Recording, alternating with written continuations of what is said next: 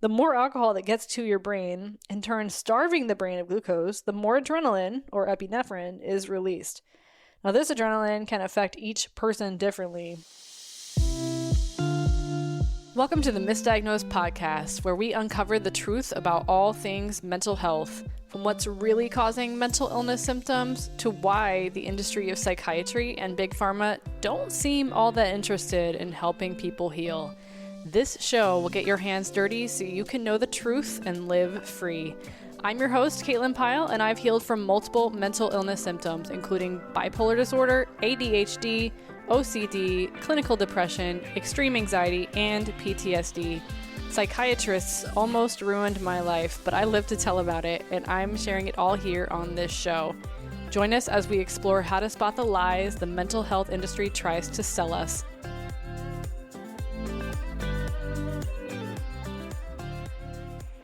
All right, it's that time. We are talking about alcohol. This chapter is not for the faint of heart, but we're going to do it anyway because it's necessary. I'll tell you a little bit about my own journey with alcohol. I never really liked alcohol until I was in Germany studying abroad. I think I had my first drink at 17 actually in Germany because it's legal at 16 there. I had like a Bacardi Breezer. And somewhere I have the bottle cap from that first drink. And I got pretty wasted, I guess, on Bacardi Breezers and Smirnoff Ice that night. But it was like the knockoff Smirnoff Ice when I was 17. I had the time of my life, but I look back and I'm like, man, if that was my kid, I don't know. Anyway, I didn't like beer or wine, but I drank a lot of Long Island iced tea when I lived in Germany as a college student a couple years later. And I picked up the habit of drinking beer when I got married. And my ex-husband's parents were, I wouldn't say big drinkers, but they were frequent drinkers. And my mother-in-law was famous in our family for saying, like, I don't drink a lot, but when I drink a lot, which is, you know, if you haven't listened to the episode on moderation, it's a trap. Go and listen to that episode.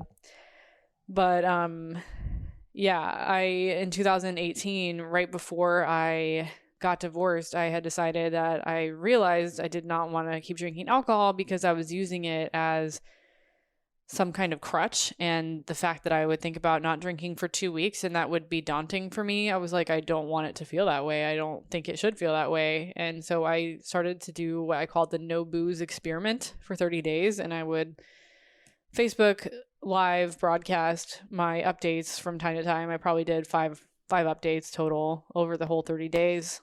And I continued to not drink for quite some time after that. I think I picked up the habit of marijuana, though, in the process because the alcohol was covering up some anxiety and probably the warning signs of burnout at the same time. And so I got into CBD and then I got into actual weed and it just kind of snowballed from there. And so if that happened, July of 2018, I stopped drinking and started using CBD, which then evolved in September quickly to higher doses of marijuana. My ex-husband and I separated the third week of September, and by the second week of October, I had been hospitalized with psychosis for the first time. Didn't get any diagnoses that first time, but I continued smoking weed after I got out, and ended up with psychosis again in December of that same year. I had, I think, another episode in January when I was not smoking weed. But I think that was much more related to like PTSD and like the bipolar symptoms that I developed because of the metals that are often found in these weed products that I was not aware of. I was still in the mindset, oh, heavy metals is just, what conspiracy theorists talk about, I did not know what I did not know at all at that time.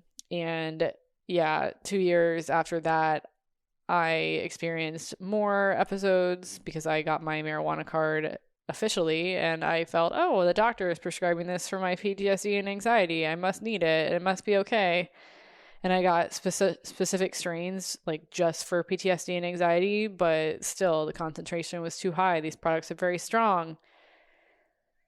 And there's no amount of overuse that is good. And in the last episode where we talked about microdosing, I know that a lot of people don't consider cannabis a psychedelic drug, but it is mind altering and it has very similar effects. It puts your brain into crisis mode, and it's the adrenaline, and it can lead to burnout, right? The more you use it, the less you feel like doing. Like your motivation, your dopamine centers like completely gets burnt out, and your adrenal glands are burnt out, which can contribute to weight gain and whatnot. So all of that contributed to like my burnout symptoms.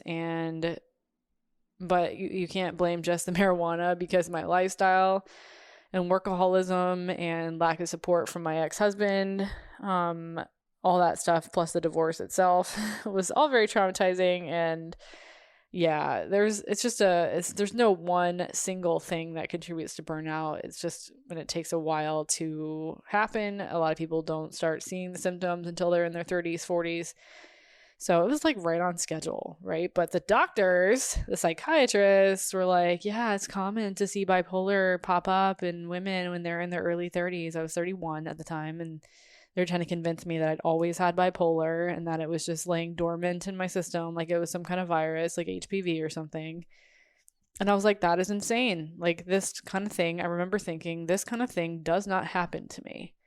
This kind of thing does not happen to me. And in a way, you can look at that and be like, oh, that's just denial, right? And some people did say that to me. They're like, yeah, you just need to listen to your doctor and take your meds, and you're in denial and that's normal. And people would say you have to adjust your expectations for your life. You're sick now. And it's just disgusting when I think about but it's not, I don't think about it and shun those people. They don't know what they don't know either. And I don't fault them for that. I am just grateful that I stuck with my own guns. And yeah, it took me a while. I had some relapses where I was like, this is bullshit, but sometimes learning the hardest lessons take some of that, where you just have to be reminded. And it's kind of like me and gluten right now, where every time I eat gluten, I feel like shit, I'm constipated and maybe get like a migraine or something. And how long is it going to take before I finally realize I don't want this in my life anymore?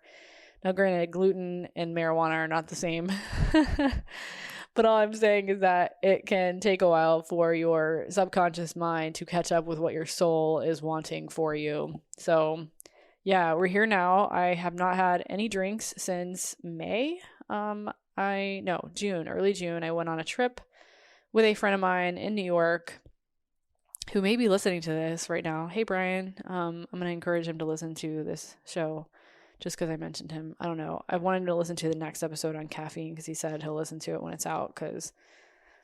Anyway, caffeine was my other vice for a long time, and I didn't ever drink it until...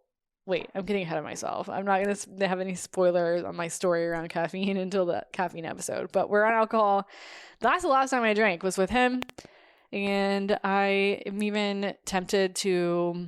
as I'm recording this, I'm recording 4 episodes in one day. I'm about to go pick up my van in North Carolina tomorrow. And I was like, oh my gosh, we should get a bottle of champagne and celebrate. No, we shouldn't. There's nothing good that can come out of that except a temporary feeling of glee, but it's going to be dehydrating. And that's not something I want to have when I'm going to be camping on the way home. So yeah, alcohol. We're talking about alcohol today. We're finally here. And alcohol, throughout the centuries, all the way up till today, we have always associated someone who's had too much to drink with slurred speech. I just slurred speech. Slurred speech, the inability to walk in a straight line, the inability to think or speak clearly. And we call it being drunk. If it becomes more severe than that, and the person is vomiting or they're incapacitated, then we might call it alcohol poisoning. But do we really know what happens when our bloodstream is saturated with a high volume of alcohol or even a low volume of alcohol? We don't, and we never did. We have assumed, because medical research and science assumed, that more alcohol in the bloodstream leads directly to these actions and symptoms, that alcohol itself affects the brain to cause these types of experiences. But here is the truth. No one really knows exactly what happens inside the brain with alcohol.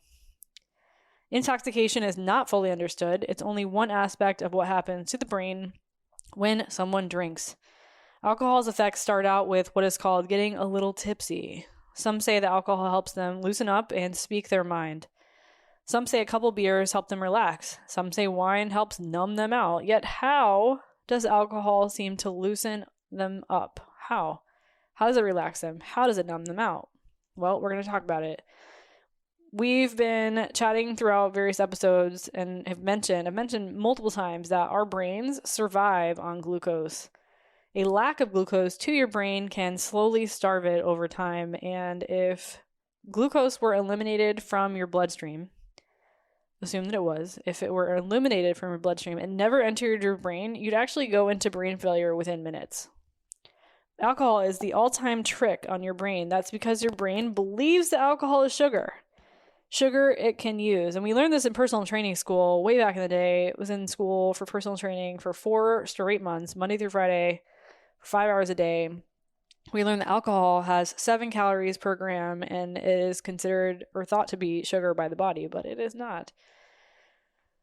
It can't use the sugar. It believes it's like the glucose that's created by the foods that you eat that contain carbs and sugar, but really alcohol is methyl sugar. It's a hybrid of what was sugar, more of like a vaporized sugar versus any sugar that would be usable.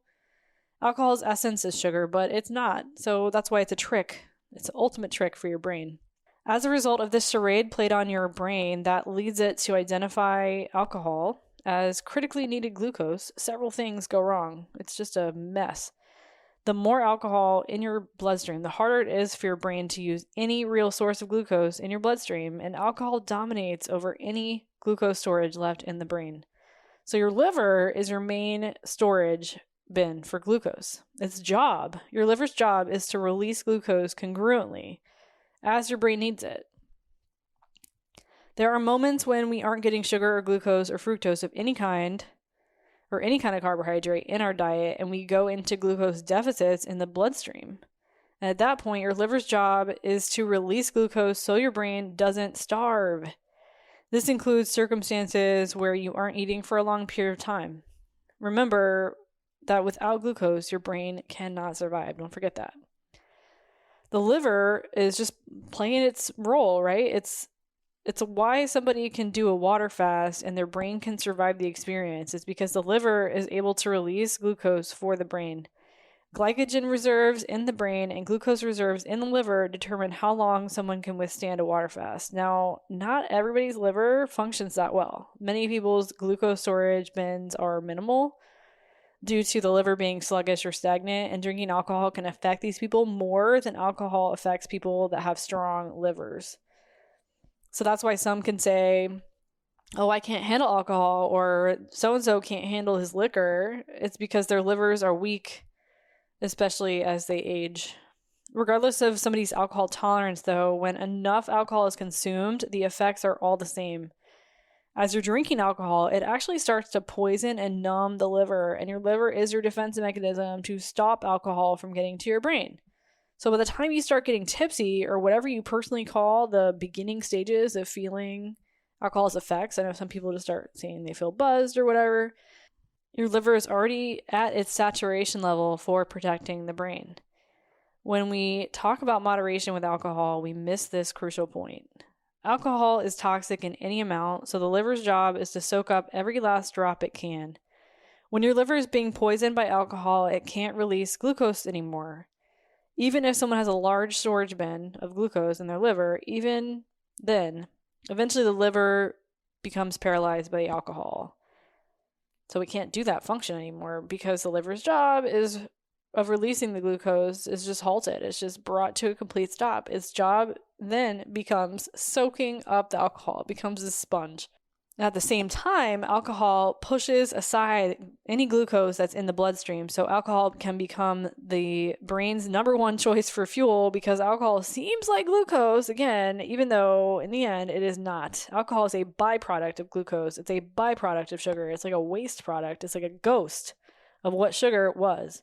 So the brain becomes a victim of the ghost effect of alcohol. And as more alcohol enters the brain, a person will exhibit more drunken, inebriated behavior. When someone gets to the point of drunken behavior, slurred speech, inability to function normally, that means the brain is already starting to starve to death. And here's a key understanding. Most of the symptoms we associate with drunkenness and alcohol poisoning aren't only from alcohol itself. Most are symptoms of the brain starting to die. Isn't that scary? Like, talk about faint for the faint of heart. Like, this is not for the faint of heart. The more alcohol you consume in an evening or a day, the less glucose the brain absorbs and then fuels itself with. We think of the optimum as 100% of glucose entering the brain and keeping it alive, then drinking alcohol brings that glucose percentage down to only 5 to 10%. And it all depends on how intoxicated someone is. It's like taking a fish out of water, watching it gasp on the beach as it takes in oxygen instead of water, and then putting it back in the water to revive it, and then taking it back out and repeating that process. The fish will stay alive, although it pays the price for being thrust into that survival mode over and over again. And this is what happens when someone drinks alcohol regularly. Just enough glucose is getting to the brain to keep the person alive. Yet it's so little that the person loses the ability to function. You become a walking, talking example of a dying brain. Alcohol dominates over glucose getting to the brain because not only is the liver intoxicated and paralyzed and cannot release enough glucose to get to the brain, but the brain chooses alcohol over glucose. This is not because the brain needs alcohol or because alcohol is good for the brain. Again, it's because the brain is being tricked into thinking the alcohol is the most accessible, viable form of glucose. It's a ghost effect. Now, the effect of alcohol on the brain isn't solely from this trick sugar effect where the brain becomes starved of its valuable glucose. Alcohol is indeed a poison, and as a poison, it does have an effect that can be intoxicating and debilitating. Yet, the slurred speech when someone is on their third drink is because the brain is starting to starve from glucose and therefore losing the ability to function. And when inebriation becomes so extreme and drastic and someone drinks so much that they collapse and fall asleep, that drunken sleep is a game of Russian roulette, because if the brain doesn't get any glucose at all due to the intensity of intoxication, the brain can actually starve and that person can die in their sleep. Or, due to alcohol poisoning, one aspect of inebriation that's not about lack of glucose, they may need to vomit, right? Now, as the brain is dying from a lack of glucose, the nerves are not functioning optimally. The vagus nerves can become paralyzed as the brain is losing its deeper glucose reserves, meaning that as someone is vomiting in their sleep, it's easier to choke and die. That's how it happens, people.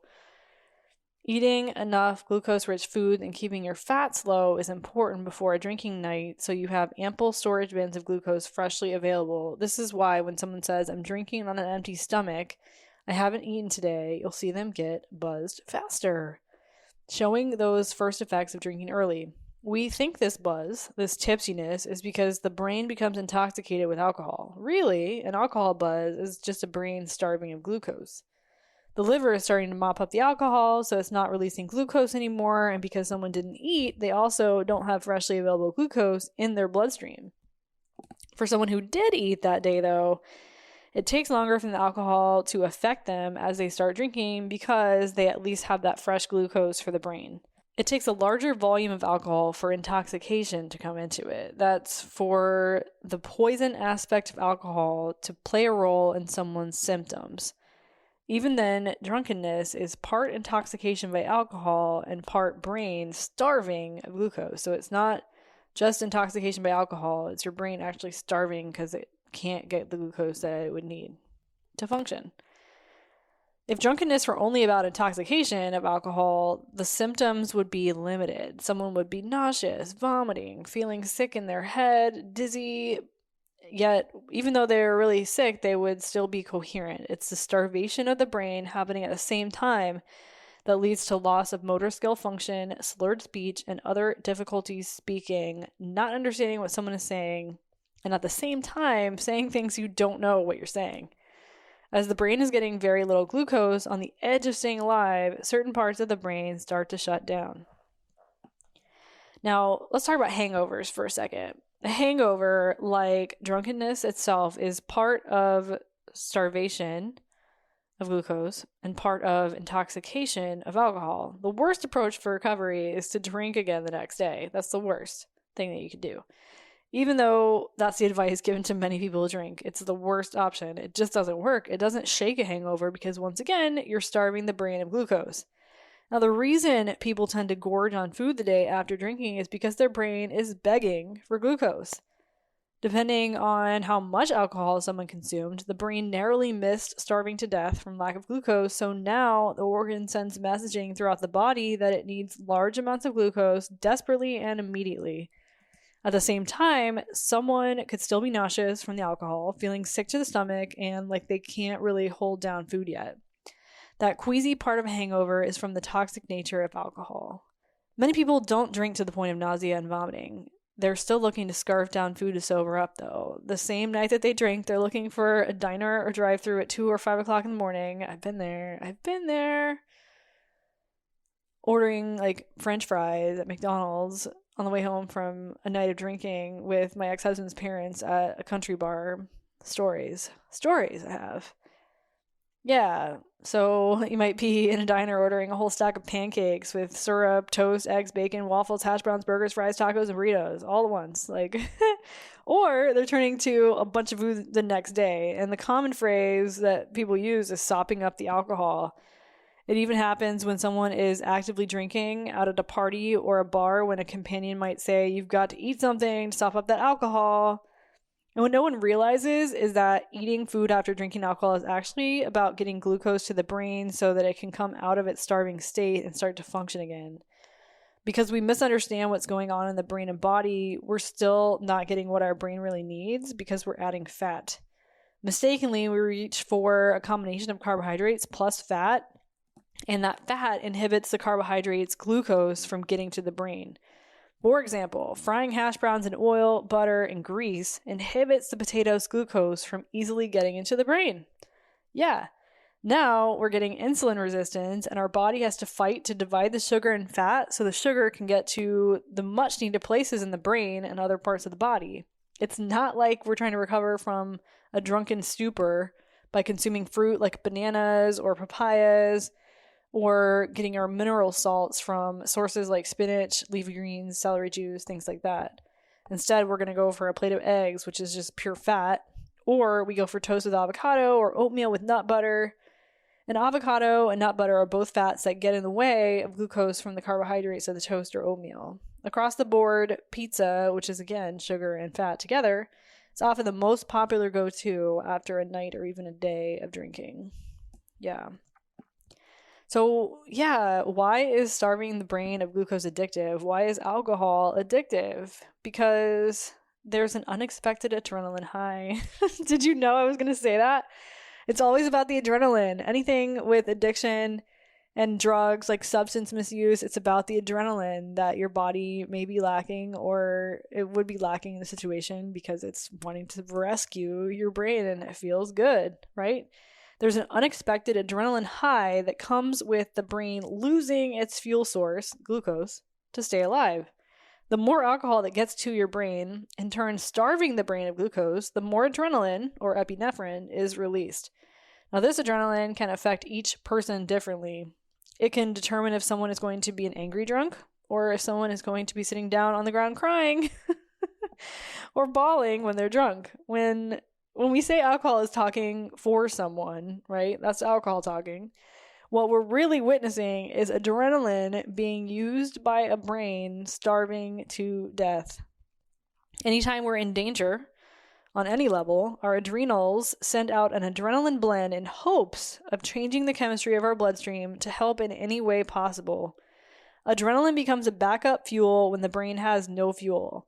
And remember, adrenaline in itself is an addiction. The more inebriated we get and the more our brain starves of fuel, the more adrenaline is released. Now, this adrenaline surge often affects people based on what experiences they've had in their life.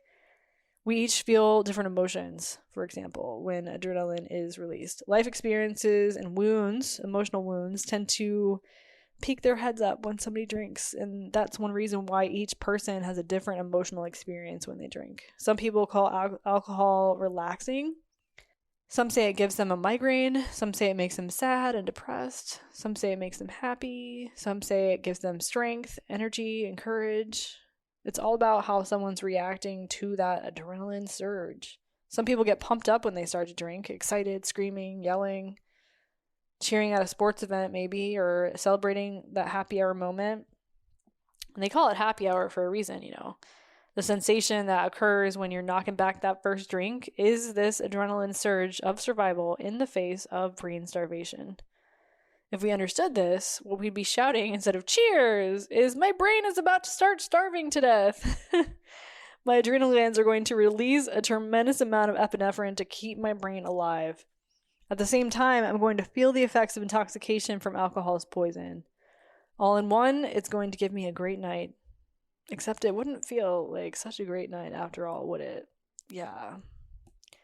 Yeah, so that's alcohol, people. Like, it is not good. It's starving. It starves our brain almost immediately, and it tricks our brain. It's that ghost effect that alcohol has to make our brain choose the alcohol over the glucose. It inhibits our liver from releasing the glucose that our brain needs to survive. And it goes into the role of stopping up the alcohol because the liver does recognize that it is a poison and it needs to get it out of there, but it just turns our whole system haywire, and it has a cumulative effect. Like, I think there's a lot of issues in our society, especially like mental illness issues, that can be traced back to use of alcohol over time. But because, especially when our livers are not weakened yet, you know, earlier in life, they tend to not be as weak as they are later in life. We are unable to trace back our present illness, say when we're in our 60s, to all the alcohol we use between our 20s and our 60s, right? Just in that moderation. That's why moderation is such a trap, because even moderate amounts of alcohol, like one drink a night or whatever, like you're constantly throwing a wrench into the systems that are trying to perform optimally for your body at all times. So you're even putting small amounts of alcohol in little by little, consistently, right? You're still putting a consistent wrench, even if it's a small wrench, it's still a wrench, into the intricately turning systems, gears of your body. That's how I see it. So yeah, that wraps it up for alcohol. Next episode, finally, is going to be caffeine. Super excited about this one. Also not for the faint of heart, especially if you're married to your coffee.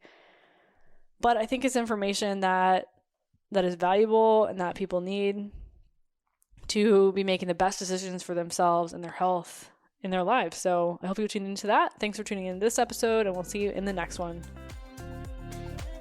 Thanks so much for tuning in to another episode of the Misdiagnosed Podcast. If you enjoy this episode, please subscribe and leave us a review. If you know someone else out there who'd benefit from what we share on this show, please don't hesitate to share this episode with them.